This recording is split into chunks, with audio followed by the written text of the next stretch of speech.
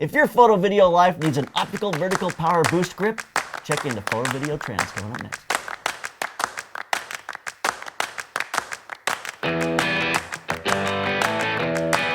One of the things I love to do is mentor people who are trying to make it in the photo video world. I've got an opportunity for you to come and let me mentor you. It's a free business coaching call. It's September 8th, 5 p.m. Pacific Standard Time. I'm going to teach you my daily routine for success. I guarantee you it will change your business direction. It will change your business life. Go to theslanderlens.com and sign up today so you don't miss out. Hi, this is JP Morgan. And this is Lars Lindstrom. And it's time for Photo Video Trends for the month of August. It's August already.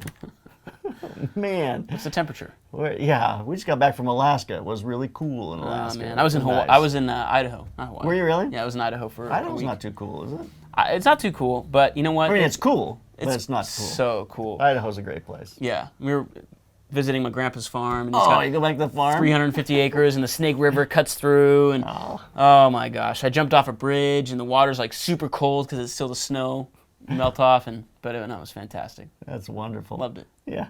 We just got back day and a half ago from Denali. We're up at Oh man, I've never been. Denali. Oh, incredible. Yeah. Saw grizzly bears, photographed caribou. I got shots of caribou on my 600mm lens. It was too close. I had to go to like 200mm. They're filling the frame. You just like run away. No, we were right there, man. Coming back further. Caribou weren't bad. The moose will trample you to death. But they had a guy in Denali who was walking. And he came across a grizzly bear. They know he came across a grizzly bear because he started to photograph it. Okay. And he got pictures of it. And so from the timing on the camera, they said he was there for about 8 or 9 minutes. And then the last frame was the grizzly bear looked up at him. And that was the last frame. And he got killed. He was killed by a grizzly bear. Oh, man. And so the guy said, so you see a bear? He said, take your picture.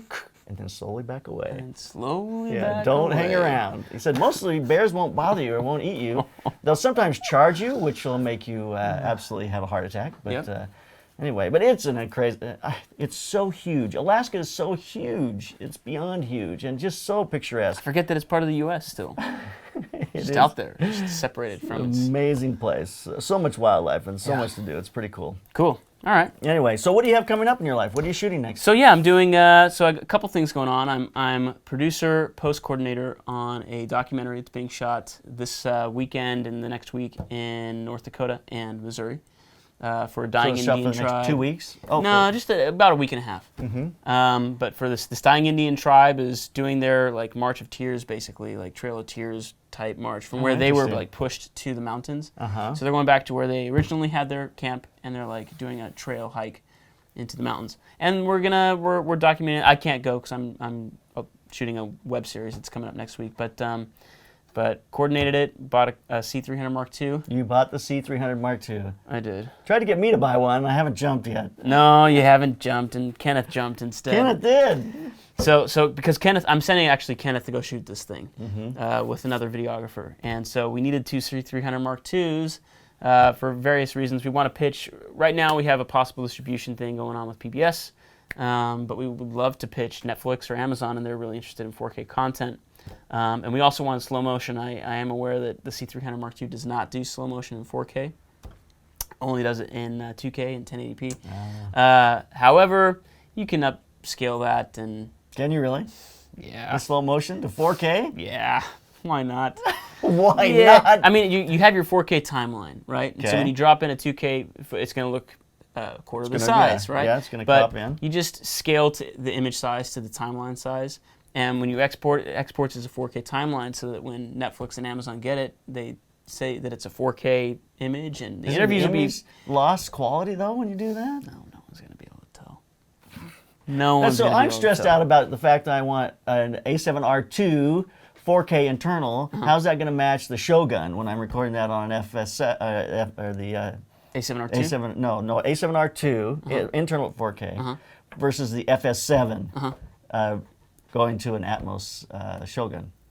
How those two are going to compare. Yeah. I'm freaked out about that. You're taking 2K and making it 4K. Sure, man. right. Anyway, so that's they'll deal with that, and I'm not too worried about it. I mean, obviously, like right now we don't even have a distribution deal at all. Like there's nothing. Yeah. So But you got to cover yourself. If you don't have that 4K capability, yeah. you So really kill a lot all of the options. interviews, all the B-roll, that's all gonna be 4K, and that's good, you know. And I think even if I have to say like, yeah, there's some shots in here that are 2K, that's not gonna be a deal breaker, because the fact of the matter is, if they can get a file that says this is 4K, and for the majority of it, it actually is, that's what they're worried about, so that they can put 4K content on their Netflix or Amazon X-Ray, whatever they call it, 4K video service, and so they can charge a little bit of money for it. You know, that's what's important to them. And so, anyway, I'm not too worried about the slow motion 2K thing. Very good. But that's just me. Maybe I'm wrong. Well, that's great. So then I'm starting a web series called Dark Web next week, and it's a fun little thing. These guys, they have a production company. They did a film called Circle that's on Netflix right now. And I shot a film called Circle last year as well. That was Same different. title? Same title, just different films. It's really funny. And but yeah, Only 2 titles in Hollywood? only 2 titles in Hollywood. It has to be called Circle or Square. Circle or Square. So it's fun. It's an 8 episode web series. It's decently funded. We're shooting on 2 Alexas. So the Alexa will shoot your 4K at... No. Exactly. No. Yeah. Exactly. Yeah. We're shooting this 2K. 2K. That's right. Should be fun. Yeah. What do you All got right. coming up? I got several things. Got commercials coming up. We shoot 2 of them at the end of the month. Yeah. So just a lot of internet commercials. Yeah. The next one we have is like a ton of... It's 3 days and knights in armor on horses to... Oh, man. Oh, it's just a ton of production. Poor Julian. Is this with Joel? Yeah. Nice. Absolutely. Wow. So, but it's a lot of fun. Now I got some training stuff. We're doing a huge training thing, training video for a company. It's going to take 2.5 weeks. Oh, cool. Are you able to say which company or not yet? No, not yet. So, Yeah. but it'll be good. You just write it for Very me. good. Just text it That's to me. right. I'll tell you, here it is. There's the company. Cool. So, but your 4K, our conversation here leads into this topic here. Perfect. 8K video broadcast in Japan. I just got 4K, darn it. You're just barely getting caught up. But 8K, so Japan's public broadcast is called NHK, has begun the world's first regular TV satellite broadcast in 8K. And so what they're doing, though, this is the funny part. I mean, they're doing 4K and 8K programming, Yes. but no one can view it. No one can view it. And so consequently, what they've done is that they have gone in and they put viewing stations up around the country, and they're having events where you can come and view things in 8K. Oh, okay. That's what it's saying. Like Fathom events, like if you want to go see like the opera. Well, they're starting like in with your the movie Olympics. theater. They're starting with the Olympics. Okay, Olympic all events. right, that's That would cool. be a draw. That's you've got cool. 8K Olympic coverage. That's fun. I'd go to that. Yep. It's like, come and see this event. You know, it's like, that I could see would have a lot of draw. But, Yeah. But so there you go. 8K is already coming on. And the spec also allows for 22.2 surround sound audio. Yes. 22.2. So I was just, we were mentioning, when I went to NAB like 5 years ago, like I was at school still, so it might have been six years now.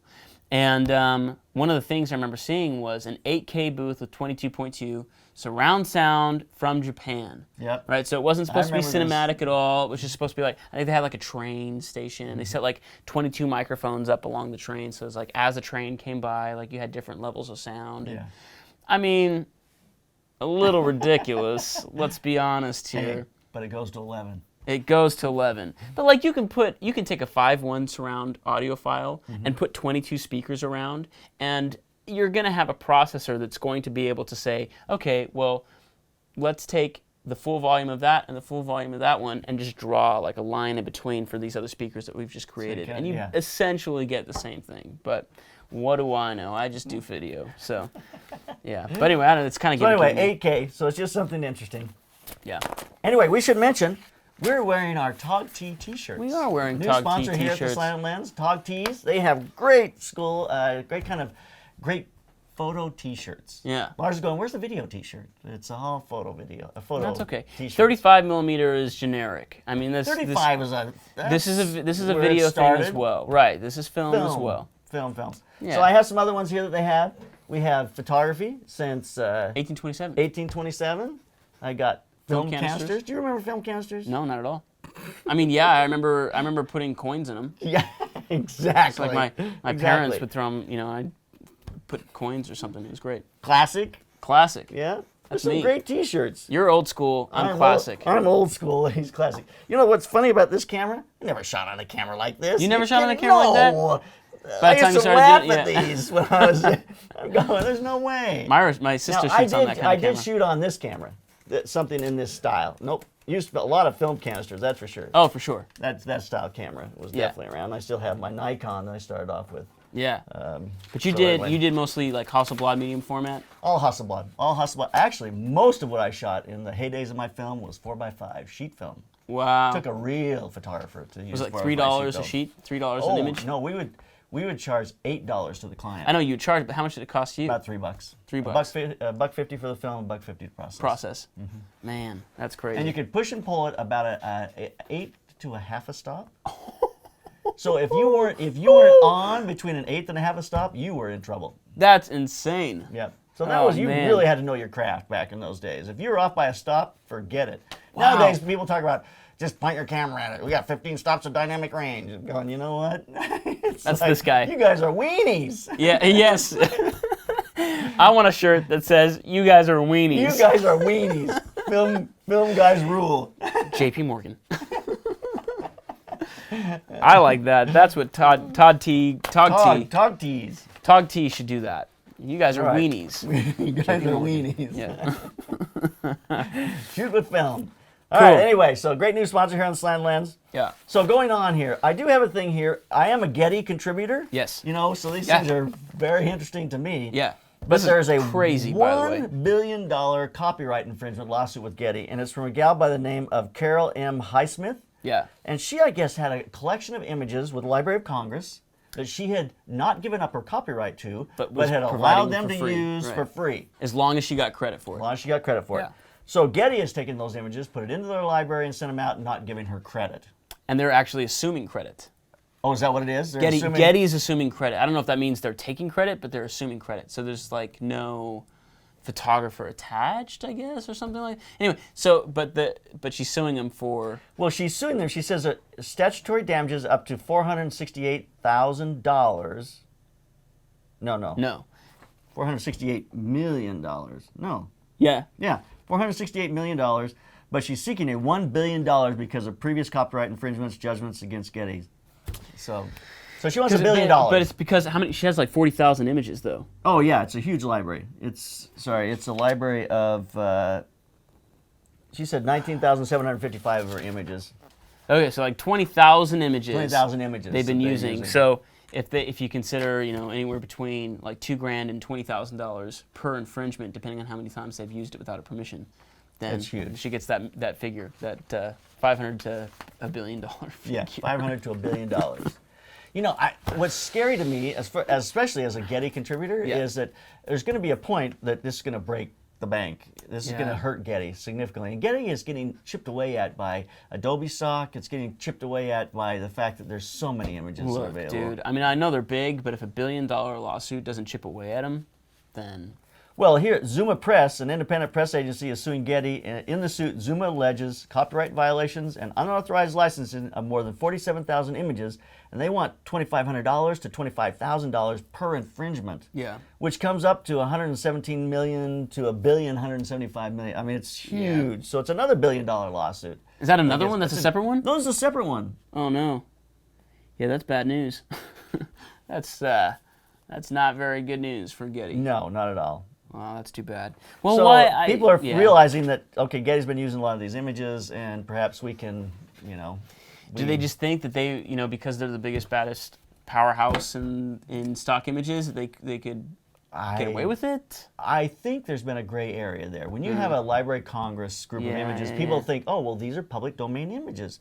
So we're just providing a service of distributing them to people, and we charge a fee to distribute them to people. Yeah. And that's not unreasonable, I don't think. Yeah. But what's unreasonable is when you don't realize that there's a photographer who has a copyright, and you're basically selling their images. Yeah, that's which tough. is You gotta not look into that. authorized. It'll be interesting to see where this lands. She will not get $1 billion. No, of course not. No, not at all. It'll be interesting to see how the judge views it.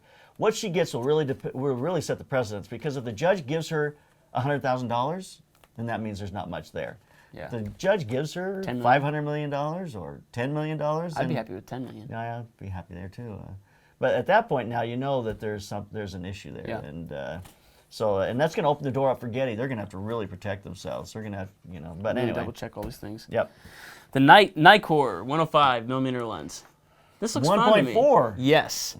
So this is the fastest medium telephoto lens, I think, on the market, right? So it's a 105 millimeter full frame lens from Nikon, and it is a 1.4 aperture, which is obviously very, very fast. Fabulous. So, I mean, 50, 85, we've seen the 1.4 range before, even 35 and 24 eventually sometimes, but nothing in the 100 millimeter range. I've only seen like a 2.0 as the fastest aperture. Yep. So this is exciting. I'm excited for him. So this, I think, opens the door to the next generation of lenses. Okay. I think it does. Everyone Yeah. is getting zooms that have faster, faster. You got Sigma that's got their 50 to 100 at 1.8, and their Yep. 18 to 35 1.8. I think that we're breaking in zooms the 2.8 barrier, which has been the thing all along. Because otherwise, you got a zoom that's this big, Well, it's what's changing in the technology is because the lenses are made all by computer now. That I think they have the ability to reflect whatever it is, glass inside, and they don't have to make it as big to gather the light. Interesting. I think there's some technology there that I don't understand, but. So on Canon Rumors, they listed that Tamron patented several lenses, which means they're In development. in development. Yep, getting very close here. So one of them is a 20 millimeter f2, So full frame lens. full frame lens, VC controlled, 20 millimeters it's just like a really cool focal length. awesome lens. Especially at an f2, you're gonna do some really cool things. Just get right up to the so you try to make the subject like a regular Yeah. portrait, in the background it's just like Just out of exploding. focus and just exploding, and That's fabulous. I love that And they stuff. need that because right now they've got an 85, they got a 45, they got a 35. They need either a 24 or a 20. So this sounds like the 20 is going to be there. I wonder. I mean, what we have here is the lull before the storm because Photokina in the photo world comes up here this Right. month in September, and so that's when all the big announcements are going to be in the photography world. So Yeah. our show in September is going to be huge on the things that they've released at Photokina. Everyone has to have something new at Photokina. oh yeah, So maybe they'll have this lens by then. be cool. I'd love that. Seems awesome. Vibration control as well on a 20 mil. That's Yeah. interesting. They have some others on here, like a 7200 millimeter f4, which is a more reasonably priced zoom, which a lot of people use. Probably You like know a what? $500 range. Yeah, absolutely. So, and they have a 100 to 400 millimeter f4 6.3, which is great. I use that 150 to 600 a lot on this last trip, and I love Yeah. it. It's fun. That's cool. That's so cool. That one's Yeah. made by Tamron? Yep, yep. Yeah, 600. Reasonable priced lens. It really How much is it? is. It's like $1,100 It's like bucks? $1,100-$1,200. Yeah, right in that Yeah. category. It's that's such a range. Yep, it's incredible. Cool. Okay, so now, going on here, I have a question for you. Okay, great. My daughter emailed me or texted me yesterday and she goes, Dad, I need a new camera. I gave her my 7D Okay. and, It's no good anymore? well, she goes, I want something smaller, more like doing street photography Okay. that I can go out and shoot. And I think the A7R too, but is price now a concern? a little bit. Okay. So A7R2 would be a great choice. Expensive though. Expensive. So I suggested the A6300. Yeah. Yes, Which I that think was is my a next. That was my fabulous second little choice. camera. For sure. You know, it's compact and you can get a lens on there, a wider lens, and for like $1,100, $1,200 at the most. It's a great walk-around camera, and you got a great sensor. It's not a full-frame sensor, but it's APS-C. Yeah, APS-C, and it's just. I think that's a great camera. Yes. For a walk-around camera. Oh, dude, it's awesome. $1,100 too. Come on. Yeah, I mean, what are you going to get? And A you can Leica adapt. or- You can adapt like vintage lenses to it. You can do pretty much anything because it's mirrorless, and you've got your sensor right there, so you can build out from it a little bit more. You know what my biggest complaint about all the mirrorless cameras is? What is it? It's been difficult. When you take the lens off, your sensor's right there. It's right Your there. sensor's right there. You take the lens off, you're looking at the sensor. It's like Great. you just- Well, I'm just worried that like when I put a lens on, like I'm like, am I gonna like just break this thing? Am I gonna just I like don't worry crack about the glass of the that, sensor? but I worry about just dust. So we've had to clean ours now, Yeah. the A7S. yeah, It's when I put lenses on like this. that's really smart. That's a smart thing. Yeah, and I don't want to when I open take- up. Don't when I lay that take- yeah. camera out. You know. No, or no, it's no. just- I tilt it down whenever I take the lens off, and then I put a lens on like Yeah. that. So. So anyway, that's Yeah, you're right, that's though. an issue. It's great, Keeping the especially sensor on clean. the A7S or the A7R2. It's like that's a big sensor. It's like Huge. full frame sensor, and it's just staring at you in Just the looking face, like there. right when you Going. take the lens off. It's just like there, man. I think I see something on. Yeah. It's like, That's crazy. Do you clean your own lens sensors? Or do You know send what? them? I had that little. Remember Ken taught us how to clean sensors. So our A7S had stuff on the sensor. So we went and got the cleaning kit. And it's like it's all streaky and terrible, and 2 or 3 times, and we could never get it to clean. So we sent it to Sony, and they cleaned it. Could never get it to work. Oh man, that's too bad. I'm sure we Too just bad doing for something Ken. wrong. Too bad for Ken. All right, well, hey, I want to talk about this right here. Okay, go for it. The Baja A6. A6. So this is like the Baja B6. The B6 is a battery-powered strobe head. This is an A6, which is a totally Edison, plug it into the wall, powered strobe. Electricity. And there's a couple reasons why this is really cool. Okay. One is, if you're shooting in the studio, a battery-powered strobe that can't plug in is just, you're going to shoot all day long, and those things are not as efficient. They just aren't. And 2, this has a modeling light that's powerful enough to imitate what it is you're shooting, and so you can now use a modeling light to help you set up your lights. Right, because the B6 was an LED light, right? Well, it's just a little. It's a very. Like you don't want to put a huge light in there; it's burning up your battery, you know. Yeah, of and course. so but most in the old pack and head days, when I used Speedotron, some of those old and Dynalite I've used forever. When you use those pack and head systems, they had really bright modeling lights you can dial up and down, so you can start to give you an idea of what your lighting ratios and things are like. So. Right. So this has like an actual tungsten, like. No, this. Yes, this has an actual tungsten bulb. Yes, and there it is, a halogen bulb you can plug in. So this is going to have a modeling light. What's the wattage on this guy? Is it like 150, 200 watts? It is a 300 watt modeling light. There you go. Which is fabulous because now, and you can dial it up and down on here because you got control of your modeling light. And now, so those are 2 main things. If you're doing studio work, this is the head for you. If you're going to do studio and location, you might want to consider the B6, which is more battery. It's going to be battery. But man, and the price point on these, I don't know what the price point is. I think it's in that $600-700 range. It's amazing. So it's really a less expensive way to get into a good studio setup. Cool. So A6 with a bulb. Great.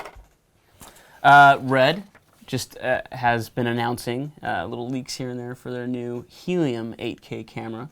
So it's 8K camera. 8K camera, right. So it's got a lot of the same specs as their Weapon 6K camera, but it just has a larger sensor. So, the sensor size is actually the same, but it just records more pixels. So it's an 8K sensor, still that 1.2, 1.3 crop factor of Red cameras. But I will say they gave it to this 19-year-old kid for 24 hours. They said, make something, because apparently he's been doing some pretty great stuff. And they brought it out to him, gave it to him, and said, you have 24 hours to blow us away. And he did. Oh, really? Oh, man. It's crazy. There's like this, he did this like boxing short film. And there's the shot, the one that I wanted to know about, and then they talked about it in like an interview, was this boxer walking in slow motion outside in the rain at nighttime. And I thought, how much was this was lit? Because what was their ISO? Because there's no noise in that image. And their ISO was 2,000. So they shot at 2,000, there's no noise. No noise. And then of course, like inside the box, they had this like beautiful blooming backlight, and it was just like flares everywhere, and it was just a very cool, loose handheld. But the image was beautiful. It was beautiful. And for having 24 hours to prepare and shoot this thing, He probably knew it was coming, so he got everything ready. No. No? No. I think because they only had a limited amount of these cameras. No, but he had to have time. He had to get it ready, saying, one of these days I'm going to get a camera. No? No. They called up and said, hey, camera comes tomorrow morning. Yep. Yep, you've got 24 hours. We're going to send this camera out. Wow. We want you to make something and just like get it done. And he did, and it's beautiful. I mean, it's very simple. It's like one room, you know what I mean? But it's very impressive.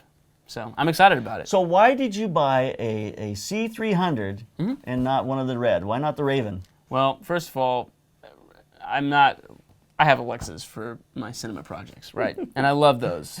So you don't need a Red. You've got the Alexa, and then you got the C300s for documentaries. Yeah, pretty much. So I have like 3 documentaries coming up this year that need 4K because they want to pitch to Amazon and Netflix. That's just where we're at. And so I needed something that was battery efficient, was card efficient, that could get me a 4K image that I could work with, and that was the reason I wish they did slow motion in 4K. Me too, man. That would Canon, what are you thinking, dude? No, they're thinking the next camera that's going to be, again, $18,000. The C300. Do a software upgrade for the, please. first time in forever. Charge $500 for it. I would pay, look. Charge $1,000 for it. $200 to $500 if you gave me slow motion at 4K, 60 frames, even if the compression rate was, which it won't be, because you can rate, your write speeds on this camera are like 400 megabytes,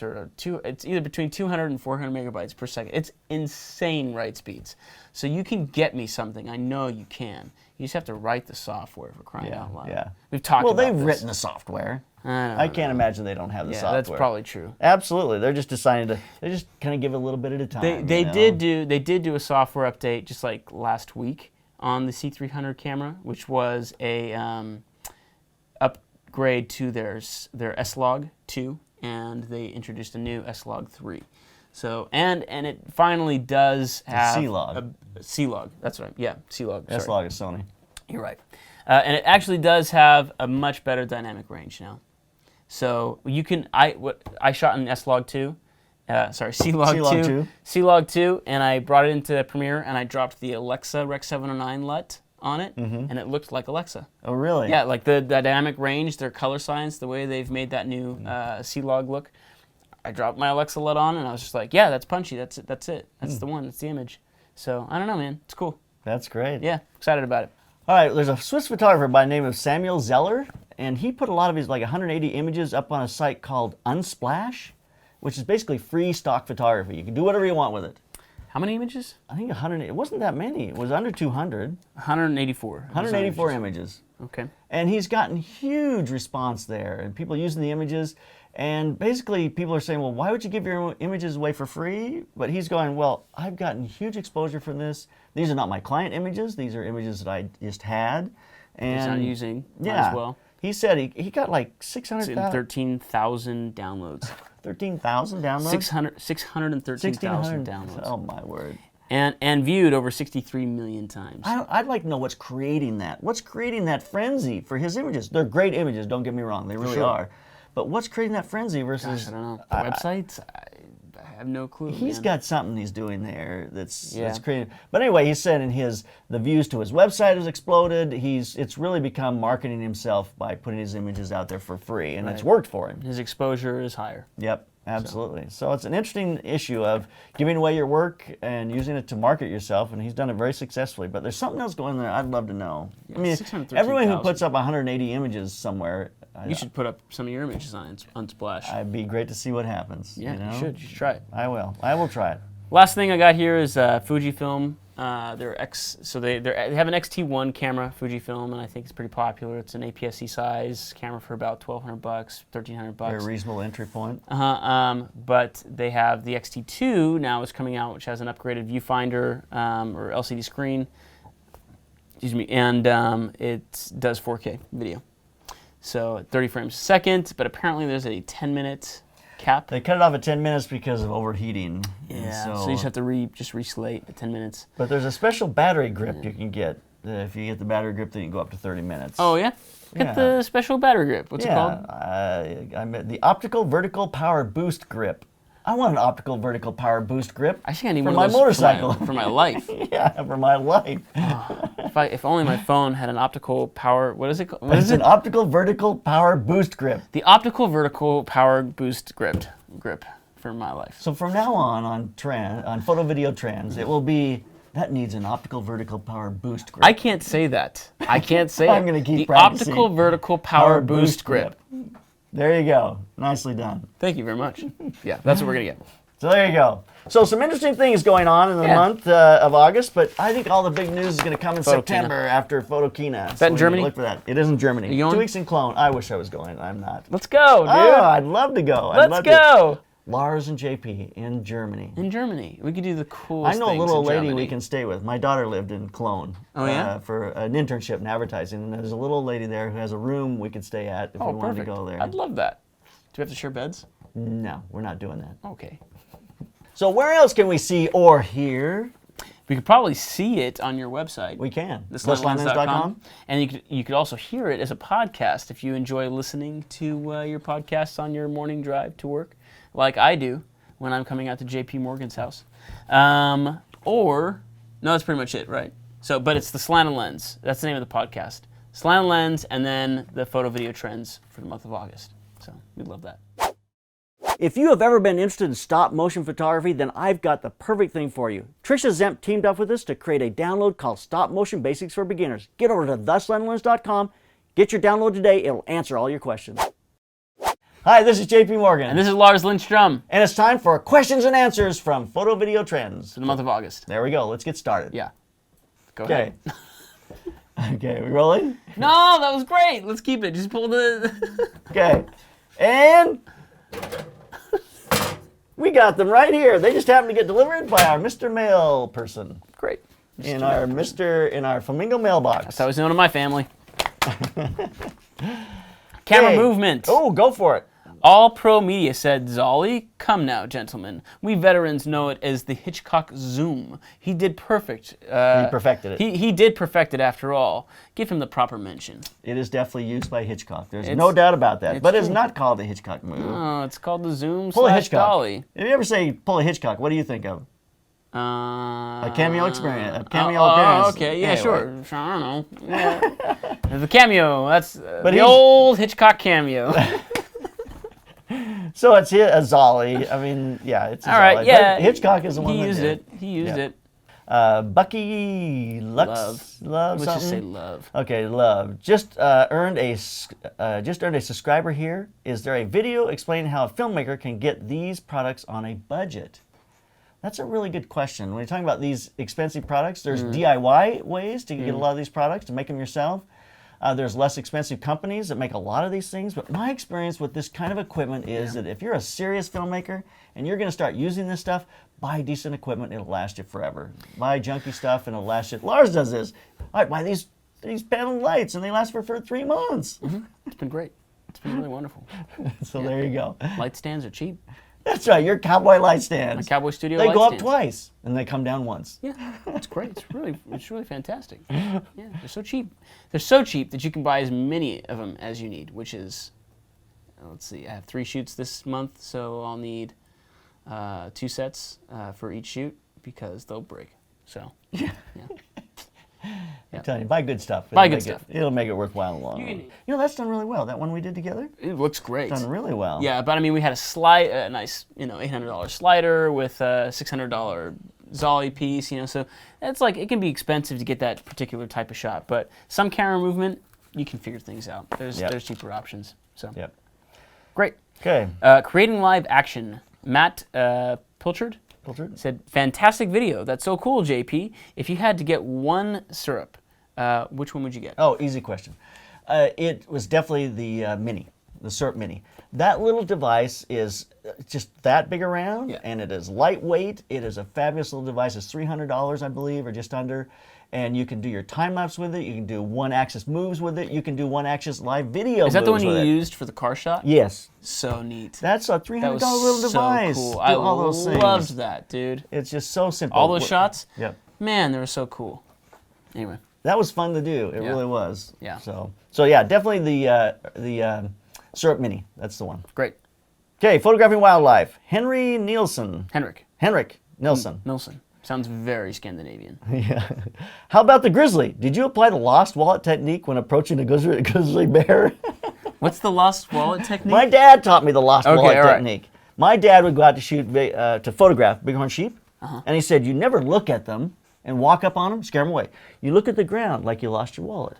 And you walk in a Z pattern, and you can get very close to doing that. You've got to be patient, though. You just kind of move back and forth, and pretty soon they lose interest in You're you. there just looking for your wallet. I just now, lost on a my grizzly wallet. bear, that would not work. No. That's the drop my wallet and run technique. It's like, that's a much different technique. Oh, boy. Buffalo is one thing, but they aren't predators. That is correct. They're not predators. Do not use the lost wallet technique when approaching predators. It's not going to bear very well. Green screen. Is this you. the one me? Okay, yeah, great. you go for it. So Kelster Express said, what video editor did you use for the green screen? He's talking about what program or what. Oh, gotcha. I use Premiere for this, honestly. So Premiere's got. You keyed it out in Premiere? I keyed it out in Premiere. The key for me was just like the lighting was consistent on the green screen. I think it was just direct sun. So you have to realize your source is a couple million miles away, and it's the same color no matter what. So it's pretty easy to key. As long as you get a decent exposure. You can get sloppy on the edges. You can mat those out. And yeah. It's easy to put a garbage mat on it and just get rid of everything around so you can you can select me and you just create a garbage mat, right? And it's just circle, so you're not even seeing the edges. And then you just key the green from there. So it's pretty simple, as long as I don't like move all over the frame. Yeah. Somebody else is asking, Pizza Man, what if I use green paper? Yeah. Absolutely. Yeah. I mean, it's really not that hard. It's not as hard as it's going to crinkle more, so just make sure it's not crinkled. But yeah, green paper should be fine. Dream Factory said, "Hey there, question: How many of these lights do I need to do a complete home-based studio photography for all works such as modeling, wedding, graduation, family, etc.?" Oh wow! I definitely need an LED lighting system instead of the usual studio lights for my portrait works due to space constraint. The room is about 12 by 12 feet with a 10-foot ceiling. Please kindly advise. Thanks. I don't really know how this. I don't know how it relates to the HMI LED mixing. Mixing HMI, yeah, HMIs. I would first off say that the reality is that if you're doing stuff in a 12 by 12 room and you're doing, this is still photography, which is what it sounds like, because he's doing modeling, wedding, graduations, families. Yeah, it sounds all still to me. I would use strobes in that tight space. There's no reason you have to use continuous some soft light. Boxes with grids. Yep, so you keep it confined. Yeah, you need to make sure you have control over your lighting and that kind of space. You can find some very shallow soft boxes for smaller spaces. I think Photoflex even makes one that is very shallow. They're not as deep, so you can get them into tighter spaces and not have it take up so much room. Yeah, also keep in mind too that if you're going to do any outdoor photography, LEDs aren't going to do anything for you. So you're going to need strobes outdoor if you want to balance to the sunlight or ambient light. Absolutely. Cool. Okay. What's this next one? Black Misfit? Sure. How do you guys get to shoot at these different places? You know what? I was working that little train location for quite a while, calling them up and saying, I'll give you all the images for free. I'll allow you to use them for your advertising purposes, get to know the people. You know, the reality is if you want to get locations for this for free, you have to just get to know people. Just hustle and get to know people. Although we just shot in Utah at the Ogden train depot. Yeah. Yeah, it was $400, which I thought was a screaming deal. I mean, we had the entire. Well, it was just the facility out front. Okay. All right. So, creating shafts of light. This was another super cool lesson. Where was that guy? Where did you find that guy? That was in Utah as well when I was there on one of my trips. He has a blacksmith shop at this little place. I want to go there and do a film because that was just like the coolest thing. The smoke in there. Yeah. Anyway, it was fabulous. All right. So, Stephen Elliott said, "Awesome. I want to do something like that with a football player, but I just have speed lights. Can I do something like that with a snoot and smoke machine?" Depends on the location, I guess. You know what I'd do if I only had a speed light? I would find myself a window. I would get something and use the sunlight. Find the time of day when that sun's going to come breaking through that window. Yeah, low enough. Yep, and you get a nice glow in there. Just get the smoke in there. And get the smoke in there and then you speed light on the person. You're never with a speed light, you're not going to get enough power out of it to really make this happen. I mean, you could, but you might be surprised, even if the sun isn't coming through the window, how much that glow through the window will create a shaft and bloom. Yeah, direct lights, I mean, a harder light source is always going to be better, but yeah, it will still bloom quite a bit. Cool. Then this is from Raul Zavala. Thanks, I love your videos. Could you guys do a video on the pros and cons of using strobe versus continuous lighting? That's a great topic that I should definitely do. Have you not done that? I don't know that I've ever talked about the pros and cons of both of them. Okay. I've talked about combining them. I've talked about each of them individually, but I don't know if I've ever compared them head to head. But yeah, that's something we could certainly do. Raul. Great. Andrew Clark said, Kupo click stand or Norm C-stand for multi-purpose. So he's asking the difference between a Kupo click stand or Norm C-stand. Boy, really big difference. Yeah. The click stands are really portable. They click together, and you got these light stands. A stack of 3 of them is this big. They're just so easy to transport. I love them. Now, a C-stand from Norzol, this is a big C-stand with a big arm on it. This is made to put heavy lights on. So the click stands are for your strobes and for lighter duty use. Your C-stand is going to be for heavy duty on-set use. Yeah. So very different. I wouldn't say one or the other as choosing one. If you're using strobes and that, I'd use the click stands. If you're using heavier lights, I'd use C stands. But if you're traveling and transporting, those click stands are the best. Cool. Josh Valentine? Valentine. Valentine? I would love for you guys to check out the A6300 and the FS5, both great cameras, and the FS5 shoots RAW, and the A6300 is much better than the A7R2. What? Whoa! What? Whoa! Hold on. the phone. It's the same sensor technology, man. It's a smaller sensor. It's a smaller sensor, and that's crazy. That's crazy. But it does shoot. There's something about it, and I'm not going to say it right here. The A6300 shoots almost a 5K video. And I can't remember the sampling, but it shoots a higher resolution that, I don't know. Really? I bet I just made that up. No, the guys at Sony were talking about it. Well, Okay. it's really a 4.7, it's not, so Just down sample or something? That's crazy. it is downsampling. It is Well, downsampling yeah. to give you 4K. That's Yeah. that's what I remember about it. Hopefully that's not wrong. Okay, great. Interesting. Yeah, I mean, the A6300, there's no doubt about it. It's a great camera. I mean, Yep. we've talked about it just Yep. on this little session. So, My daughter said, I want a small camera I can carry around, put in my pocket for kind of street camera. I said, the one. A6300 is a great camera. Yeah. And I don't know if the FS5 shoots internal RAW. I don't know the I answer think that's to that. reserved for the FS7. I'm pretty sure the FS5 does do 4K internally, but it does not do RAW. Yes. But the FS7 does Yeah. do RAW. Yeah. That's pretty incredible. Yeah, I think. Yeah. I hope I'm not wrong about that one, too. Man, I hope we're not just totally misrepresenting We'll hear about Sony. Yeah, exactly. Robin. Overace? Overacre? Yeah, sure. Overacre. Overace I like better. Overace. Overace, sure. Do you only buy off-brand lenses? I bought a 70-200 Sigma lens for the first time, and I'll tell you, I'm very impressed with it. A lot of photographers won't do that, and had one say they only buy Canon because they are the best. I think Sigma and Tamron have come a long way over the years. I also did my research before I bought this lens. I just felt that other photographers looked down on me because, but that's okay. I'll stick to the $1,000 I saved on someone else. Yeah. Thanks for sharing. I just found you. I bet found you. I've been watching and learning. Keep them coming. So, yes, the Tamron and Sigma have come a long way, and the truth is their lenses are very great. Whether they're superior to Canon, I think is like up to the user. I really like my Canon 70-200. I just like it. The version 2, the IS, it's a great lens. But no, like, the problem is you will have photographers look down on you. You will. And if you're okay with the $1,000 you saved and the image quality is great, then that's great. I'm happy for you. The image quality is there. The image quality is good. And I go through this all the time, and what I tell them is, hey, look at my images. Yeah. I think my images speak for themselves. I'm not feeling any concern. Pressure, Yeah, concerned. I'm not worried.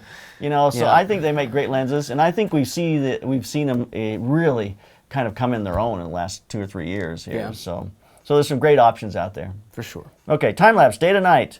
Garval, help me out here. Subhawal? Gadav Subharwal. There we go. Hi, I couldn't understand the transition from aperture priority to manual. You said that when the shutter speed reaches about 1.5 seconds with the ISO 600 less, switch to manual and bump up to ISO 2500 and the shutter speed to 20 seconds. That's suddenly a huge bump in exposure. I'm confused. Can you please explain this part? Thanks a ton. So in this, I was looking and tracking this, that you're going from, I do a segment, if you're doing a time lapse, you're going to combine the two. I do a segment where it goes to dark, and that 1.5 seconds at 600 ISO, it eventually goes to dark. Now, I'm just going to reset myself at 2500 ISO, at 20-second exposures, and now I'm exposing the dark. And those two blend together pretty nicely. I'm not trying to do a transition from one to the next. I cross-dissolve the two. And Kate, I should say Kate cross-dissolved them. Right. And those settings for nighttime are pretty good. But you know what? I've seen some people recently, and some of the pieces that have been posted, do some great stuff just on aperture priority right into stars. Oh, cool. The stars aren't perfect, but they make a pretty dang good transition where you see the daylight into the stars starting to come, and it looks pretty good. Awesome. Jermaine Michael. Boy, I'm terrible. Yeah. Love your videos. Any advice for starting a school photography business? Uh-oh. Wow, that's a huge one. I don't know that I have huge advice on that one. It's well, I'll give you this bit of advice. It does drive me a little crazy when I see people who are my students of about a year who now are putting themselves out there as the experts in the field. I think, you know what? Get a little bit of experience and gain a little bit of background, you know, and work for a few years. It better be 20 years or anything, but my reaction to this, I asked you at one point. I said, how do you get advertisers to pay you for it? And you just said, I'll tell you how to do it. You ready?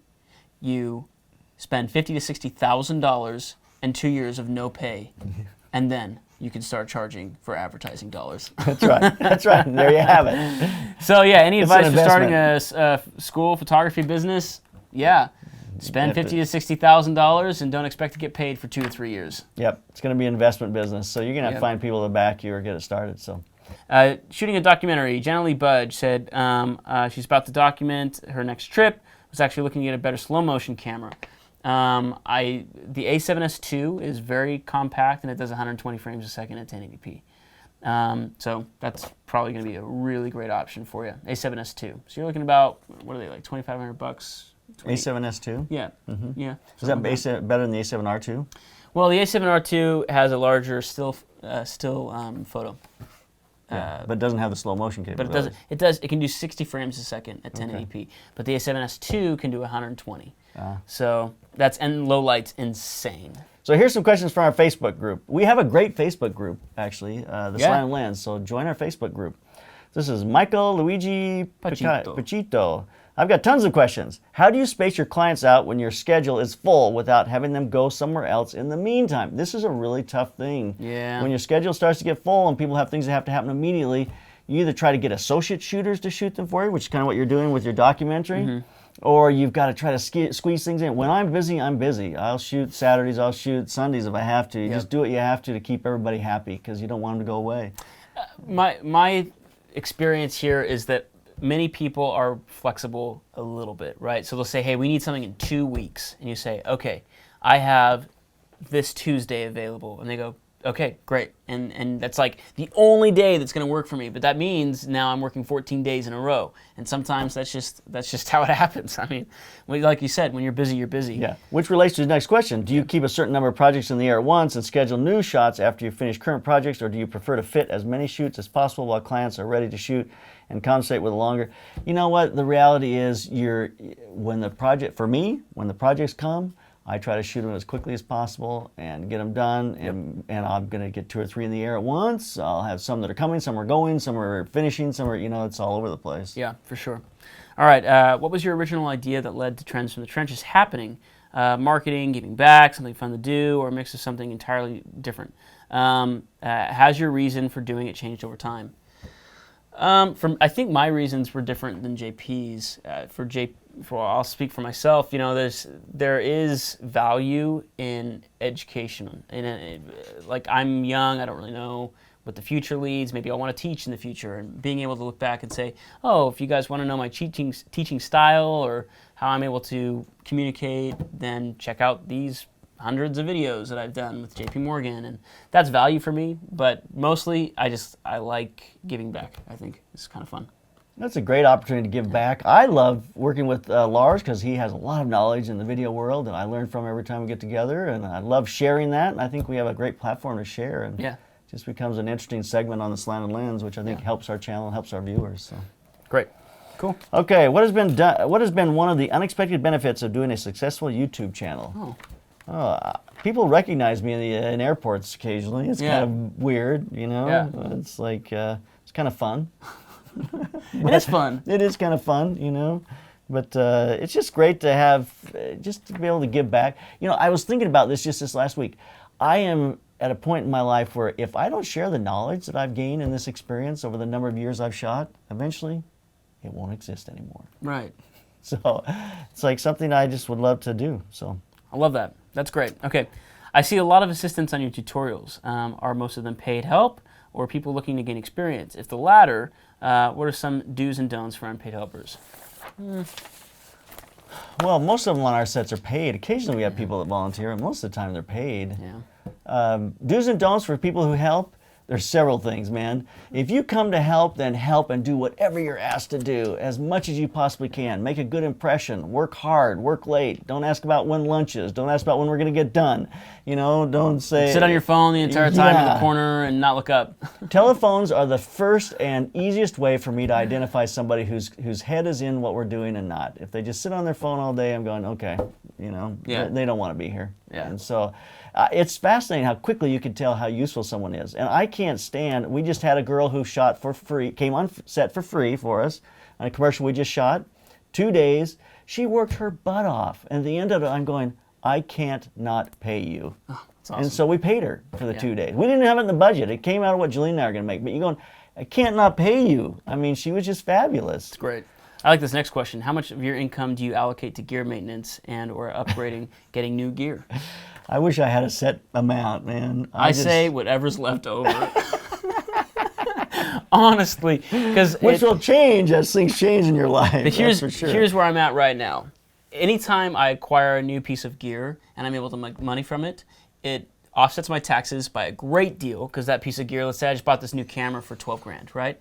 So now, I mean, 12 grand, you do that a few times throughout the year, that's going to start bringing you down in different tax brackets, but you're making consistently more each month. Yeah. So it is an investment that eventually pays for itself, but also in the meantime, you reduce your taxes by a third. So...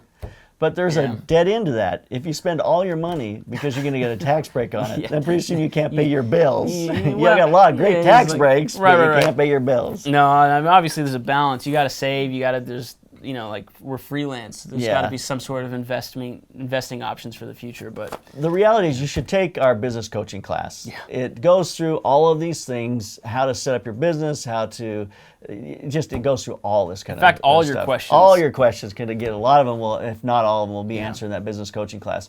Buy the business coaching class. Get on with us once a month. We talk about these things. It'll be a great benefit to you. Okay. Sean Bagnard? Yeah. What do you recommend to someone who wants to shoot pro but needs the first gig? That first gig.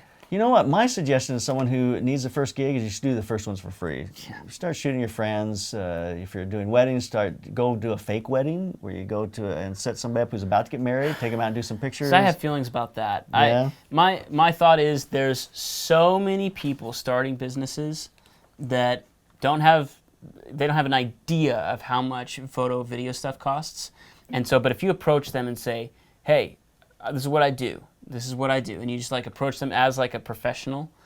But you say like, look, I'm starting out, want to do this thing. I love your product, got this really great idea. Let's do this. They'll be like, cool. Yeah. You mean you're going to do it for free? That's amazing.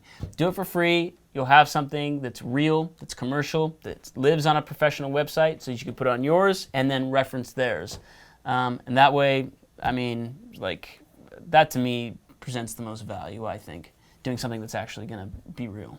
I think that makes a lot of sense. Rather than doing a fake setup, shoot a friend's wedding for free, you know. Although the scary part about doing that for your friend and you is, what if you mess up? Yeah, you know? You will. And you want to practice a little bit, I think. I think for weddings, you shoot for free as a second assistant to other photographers a little bit. Yeah. And get a sense of the flow of the day and how things should go. How the photographer directs. Now you can go out to someone and say, I'm ready to be a first shooter and do my first wedding. Yeah, I think that's a good way. So go. Yeah. All right. Feroz Khan says, hi, Jay. Typically, how many hours of planning go into a studio or on-location shoot for you in terms of conceptualization, artboards, etc.? You know, the bigger the shoot, the more time we're going to spend on it. We just finished the stuff for Pilot, and my word, we worked on that for 3-4 weeks before we actually shot it. And the shoot only took 3 or 4 hours, you know. I mean, well, they took a day each, but it was a lot of pre-planning, making sure you get the right wardrobe, the right talent, the right everything. Permits. Yeah, I mean, it's just a ton of planning. So it depends. Or other things are really simple. You go out and you don't do a lot of pre-planning, and you have the right person and the right clothes. You just shoot for a few hours and you're good. So it really varies. Yeah. It varies on the client too, on how comfortable they are with that free-flowing process. So. Sure. Okay, Michael Maricki. What are your thoughts on in-person sales for a portrait photographer? I think my work is reasonably good, but I can't seem to book any paid work as a digitally owned as digital only, thinking I should try prints instead. Well, first off, I just had this conversation with Judy yesterday, who works here at the Slanted Lens, and she does portraits and babies and those kinds of things. And she says if she shoots something and says, look at the images and buy some prints, they're on a website. She'll hardly get any prints. Oh, wow. But if she takes and goes over to the person's house and she shows the images and projects them on the wall, wow. and she takes a print order, she gets way more. And that is consistent. Anybody I've ever talked to who is doing those kinds of weddings and print, you go over, you do the thing that this generation doesn't want to do, is you an in-person visit, you project the images, and you take an order. If you say, my images are up, buy a print online, very little. Yeah, sure. And I gave the example on my call last night with our business coaching class. Jolene and I have taken pictures of our family together, our entire family, no less than 6 or 8 times in the last 4 or 5 years. No less than 6 or 8 times. If you come to our home, how many of those are on the wall? None! We've never made a print of any of them. Yeah. Julian's a master retoucher. I mean, there's no excuse. But we never get around to it. But if someone came over and said, let's look at the thing you just did. Let's make a print. We'd have one. I'd pay $450 just because I got the thing on the wall finally. Yeah. So there's the difference. Yeah, you're right. So there's questions and answers from Photo Video Trends for the month of August. That was lovely. There's I had a lot of great great stuff. Yeah, a lot of great stuff You in guys there. are great. Man, you're so great. You Love are. We do love you. You know what would make Love me love fest. you even more is if you applied for our affiliate program. Absolutely. The way we pay for Trends for the Trenches is through our affiliate programs. So go to B&H and Amazon, right? go to B&H. Yeah, anything you purchase on there will give us a little bit of something back to be able to keep us doing this. If you've been like on the edge, like you got the finger over the click button for that C300 Mark II, or that A7S II, or the A7R, or the A6300, anything we've talked about. Any of those things. If you are going to buy it, if you are going to jump, just do it click through Amazon our or thing. B&H. It'd be great. We'd love to get paid. Yep, absolutely. We'd love to be able to keep doing this. So for sure. Oh, and don't forget our Tog Tees. Oh, our new sponsor. Yeah. They do great T-shirts. They're very comfortable. It's like insanely comfortable fabric, and I really like what happens around the sleeve, my arm here. So make your muscles look bigger. It does. It really does. Like it kind of, it's just a little tighter there, and it's like really flexible, but make my muscles. Why is it not doing that for me? I don't know. Let's cut the cameras. Let's cut them. Don't forget, you can also listen to this on a podcast. We have the Slanted Lens podcast, trends for photo video trends for the month of whatever, and check us out there. Whatever. Thanks, guys. Keep those cameras rolling. And keep on clicking. Have you found the perfect image yet for our photo contest that's going to start on August 18th? Go to Facebook or theslanteddlens.com/giveaways. Find out all the information. You can post your images starting on August 18th. The person with the most likes on August 31st wins a Tamron 35mm 1.8 lens. Get your image, get ready. Be ready to post on August 18th.